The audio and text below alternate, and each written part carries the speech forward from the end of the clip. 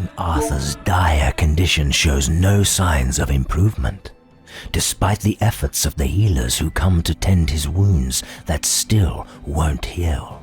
Merlin is lost, so your only chance to find a cure is to find the mysterious healer by venturing among the survivors of a recent plague.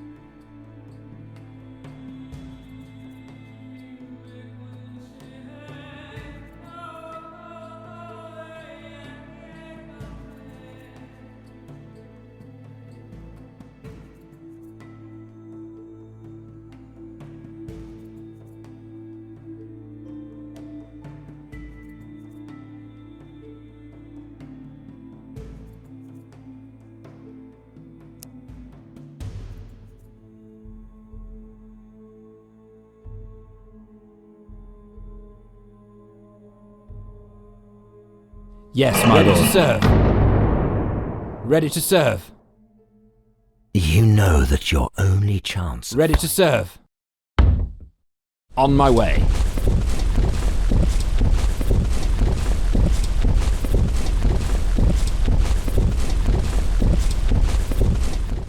You know that your only chance of finding a cure for your father's ailment is to find the enigmatic healer.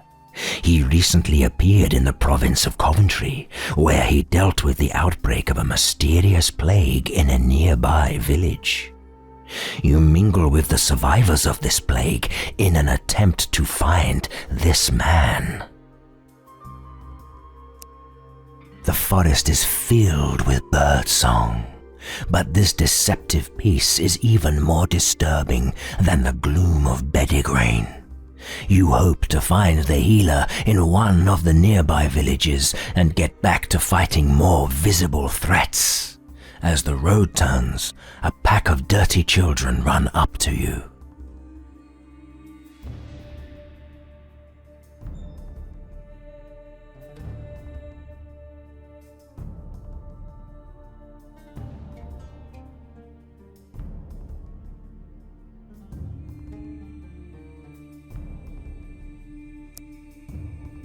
The children are dirty and scared. The oldest barely dares to speak, and his words chill you. Sir Knight, there is a plague in our village, and it is turning people evil. Those who survive are not only disfigured in their body, but in their heart. They want to kill us.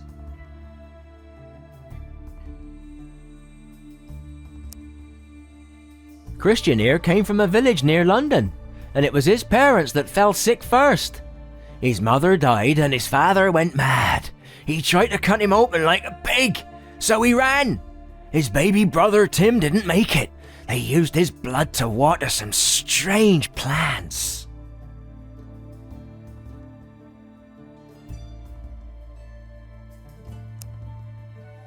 The villagers of Greenham don't care about their children, so you order your men to take care of them for the time being. The children were right. There is something wrong with these people. You see cripples and poxmarked, warty men, and their sly looks make you feel dirty.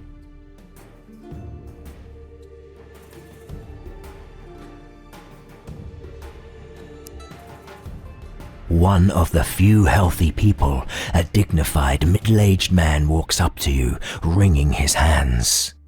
He says the healer was here and tried to cure them, but a knight living near the village kidnapped him.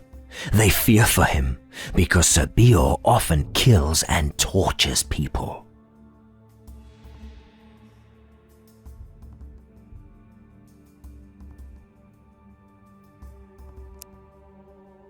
The apple trees blossom in the orchard, but their scent is far too sweet and cloying. It is the stench of decay. You see that the earth is black with dried blood, and you find a clump of human hair matted with blood in the grass. It can't have been here for more than a few days.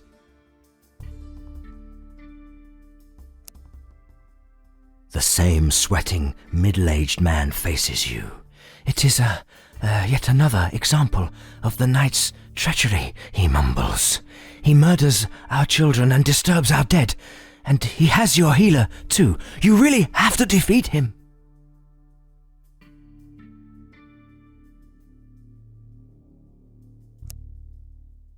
Sir Beor's castle is a mile from Greenham.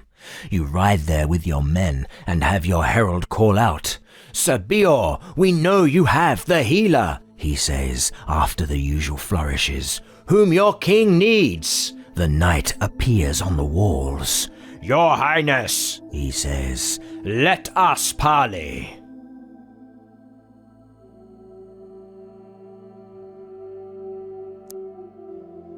You meet in the field by the castle. Sir Beor sighs when you demand the healer. He was looking to cure this plague, but had to move on to learn more. He told me he found out that this was no sickness but a curse, and I should keep away from Greenham. It's already fallen to it.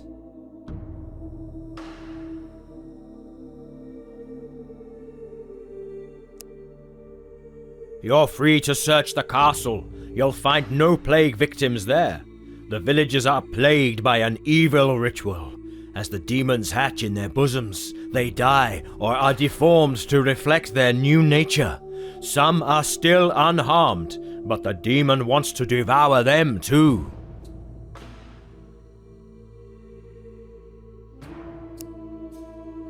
Those possessed by the demon are lost. The only way to stop the demon spreading its seed is to lure it into the open. We need to convince it that it's safe. Take me prisoner and act as if your men didn't care about the plague. It'll come for the fresh prey, and we can catch it.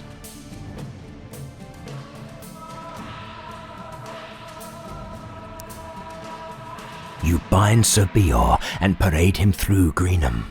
The villagers throw eggs at him, but you don't let them stone him. He's taken back to the castle while your men join the villagers' celebrations and pretend to get drunk. Your troops move into position around Greenham.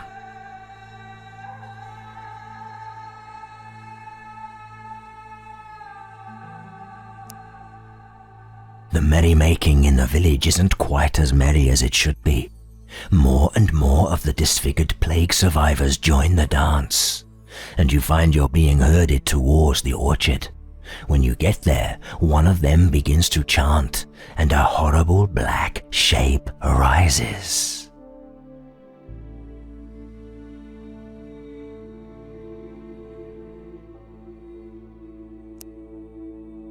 The black shape is a true monster.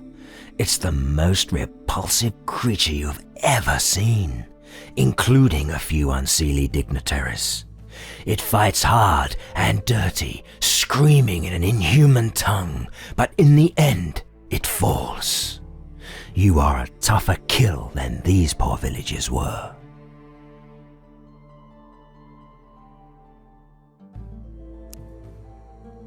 When the demon lies dead, you hear moaning and screaming. You look around and see the plague survivors rolling on the ground, clawing their chests. Some of the seemingly healthy ones are in agony as well, including the village elder you spoke with.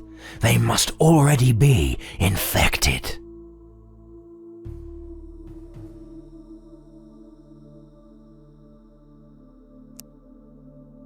The healer said those infected can't be saved, Sir Beor says. But now that we know who they are, we can get rid of them and start a new life.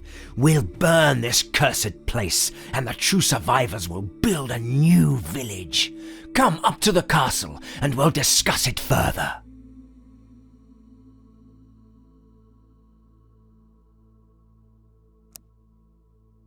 The people in the castle are shaken, but relieved that the demon is gone. No one here was affected. You are relieved that the taint is cleansed. Sir Beor tells you the healer went to Coventry to seek knowledge there. He warns you some suspect that the demons have appeared there, too. My good sir, my name is Sir Meliot, and it was your father's wish that I be your aid in the future, to relieve you of mundane, everyday tasks. I would be more than pleased to advise you if that is your wish. I'll also welcome the messengers, and decide which matters require your immediate attention. My lord, Sir Beor warned you that troubles are brewing in the town of Coventry, and the king of the province might have gone mad. Now that you are aware how the Fomorian plague affects the mind and the soul, it's imperative that you personally investigate the truth of such rumours, especially in a province so near Heartwood Keep.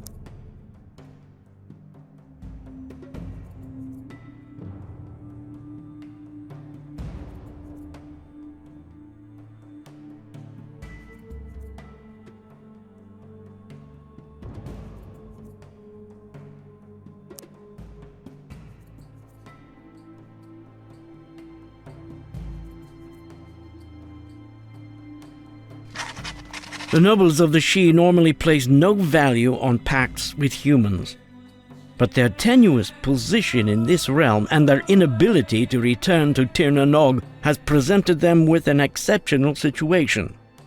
Certainly, the thought of attacking them in their own stronghold is a foolish notion at best, but they might appreciate an assurance of peace nevertheless.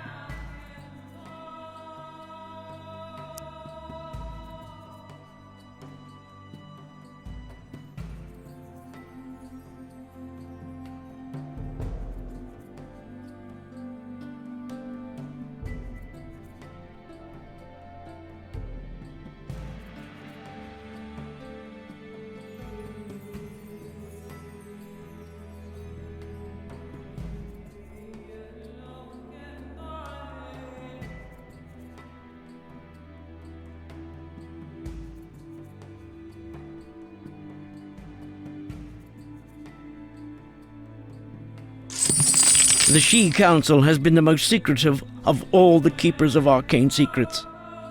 However, now they are stranded in Viraconium, cut off from their magical land of Tir na Nog, and they desperately require resources. They are willing to share some of their secrets for a price.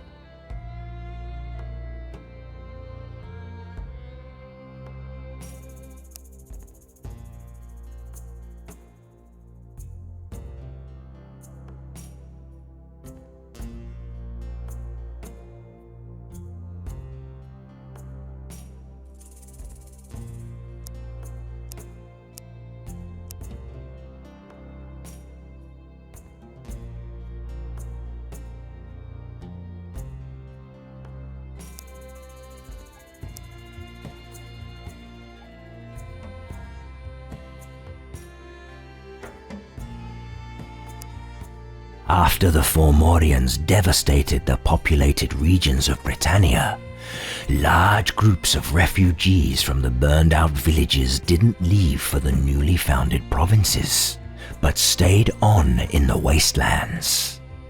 They've banded together into ragtag mobs and have been looting the deserted settlements for food and resources, sometimes even confronting the smaller Fomorian warbands.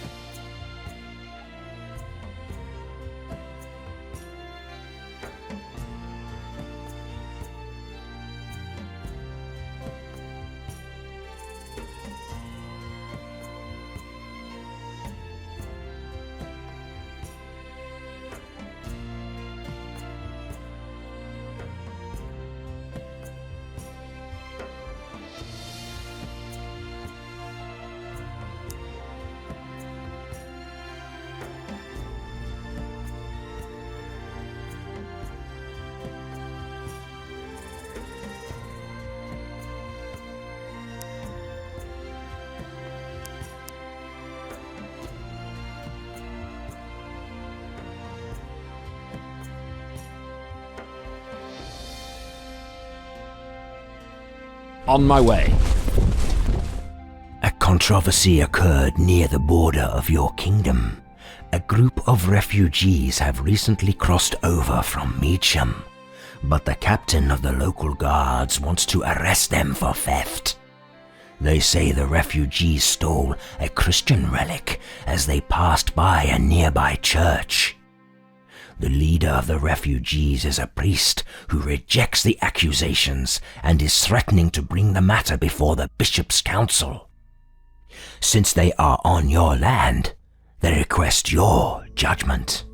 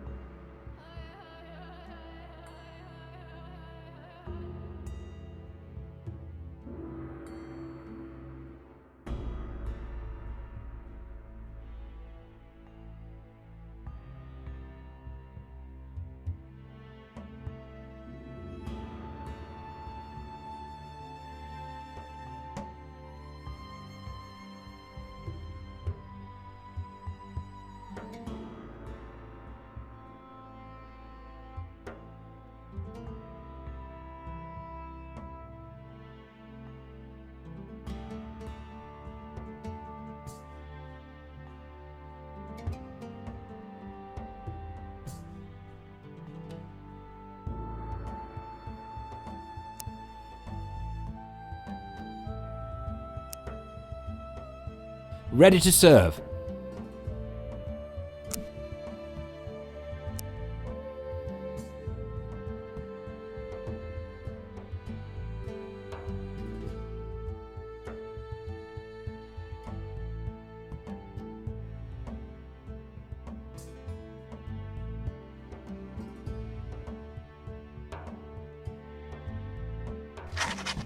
Because the fateful attack on King Arthur took place in Medisham under the watchful eye of the Guardians of the Grail, many of your followers blamed them for the cataclysm. As a result, Lord Raymond, Medisham's new regent and former head of the Guardians, keeps a wary eye on Heartwood Keep. If you made a gesture showing that you harbor no ill will against him, he would surely be more open to cooperation.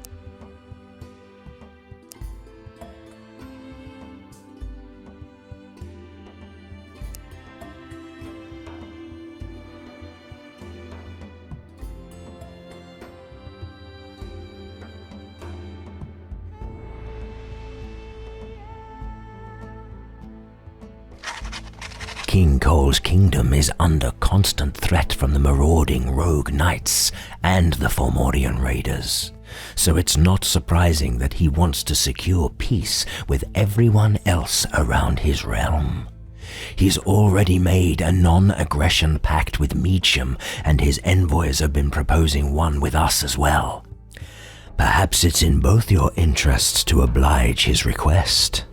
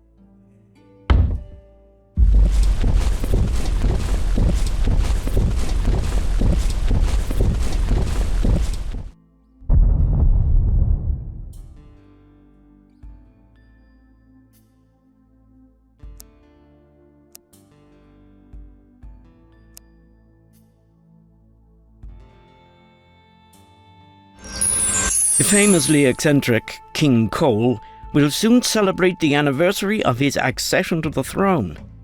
It would be wise to send him something he particularly likes. According to your spies, he is fond of paintings, sculptures, and unique artifacts.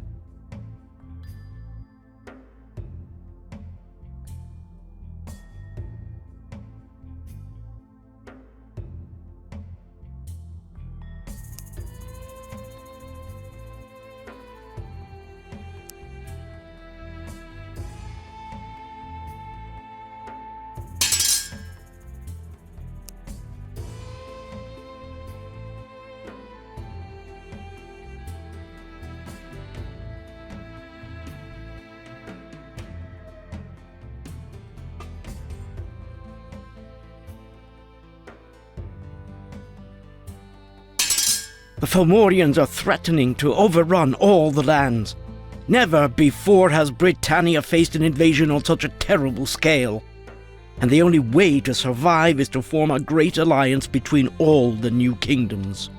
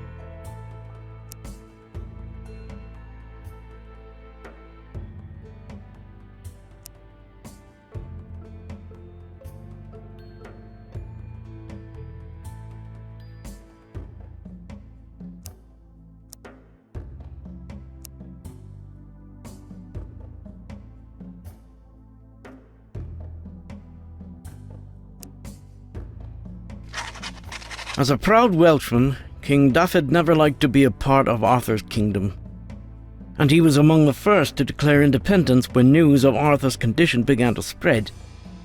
However, the cataclysm and the return of the dragons to Wales has changed his tone. He might be ready to negotiate. However, technically he has committed high treason, so he will look upon any overture with mistrust. If you wish to open talks with him, the first step would be an assurance of safety.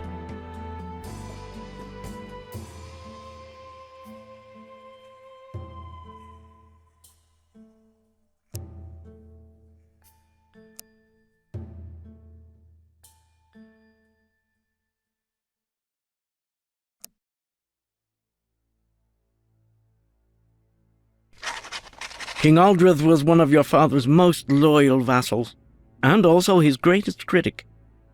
Though they had tremendous respect for each other, Aldrich often openly disagreed with Arthur's methods.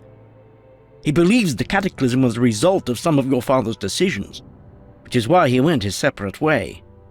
But this does not mean that there can be no peace between your kingdoms.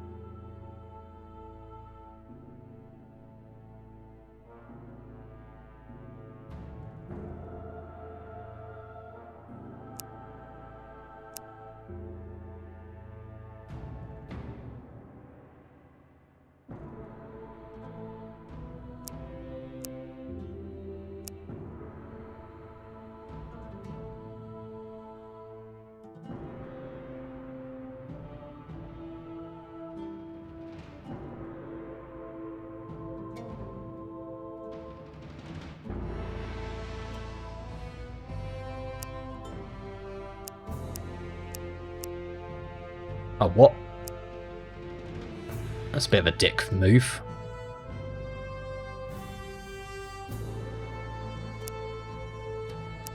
Why can't he have... Oh, whatever. Right. Can you move?